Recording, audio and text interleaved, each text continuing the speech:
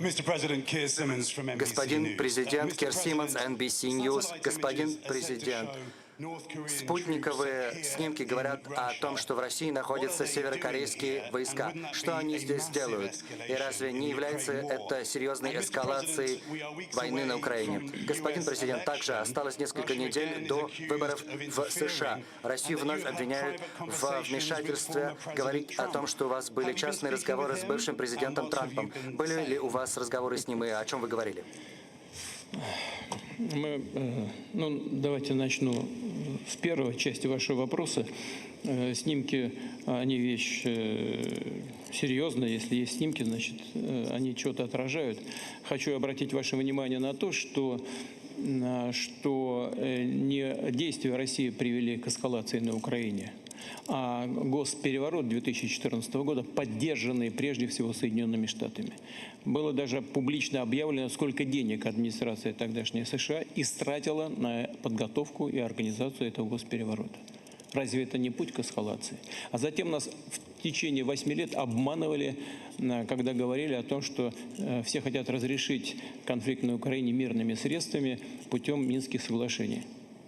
Позднее, и вы наверняка тоже это слышали, ряд лидеров государств Европы прямо сказали, что они нас обманывали, потому что использовали это время для того, чтобы вооружить украинскую армию. Разве это не так? Это так. Теперь дальнейший шаг эскалации заключались в том, что западные страны начали активно вооружать киевский режим. До чего дело дошло? До прямого участия военнослужащих армий стран НАТО в этом конфликте.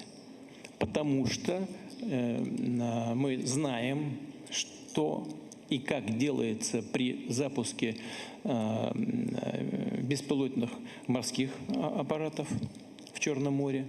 Знаем, кто там присутствует, из каких европейских стран НАТО, и как они осуществляют эту работу. То же самое касается инструкторов, военнослужащих, не наемников, а военнослужащих. То же самое касается использования высокоточного оружия современного, в том числе таких ракет, как «Атакамс», «Шторм Шедоу» и так далее. Украинские военнослужащие не могут этого делать без космической разведки, целеуказаний и программного обеспечения западного производства. И только при прямом участии офицеров стран НАТО. Что касается наших взаимоотношений с Корейской Народно-Демократической Республикой. Как вы знаете, сегодня, по-моему, только ратифицирован наш договор о стратегическом партнерстве. Там есть статья 4. И мы нисколько никогда не сомневались, что северокорейское руководство относится к нашим договоренностям серьезно. Но что и как мы будем делать, это уже наше дело в рамках этой статьи. Сначала нужно провести соответствующие переговоры по поводу имплементации этой статьи 4 этого договора. Но мы в контакте с нашими северокорейскими друзьями и посмотрим, как будет развиваться этот процесс. Во всяком случае, российская армия действует уверенно на всех направлениях. Тоже хорошо известно, никто этого не отрицает. Движется вперед на всех участках линии боевого соприкосновения. Активно работает и на Курском направлении. Часть подразделений украинской армии, вторгшихся в Курскую область, блокирована, окружена. Это примерно около 2000 человек. Предпринимаются попытки разблокировать эту группировку извне, прорваться изнутри. Пока безуспешно российская армия приступила к ликвидации этой группировки. Что касается контактов с господином Трампом.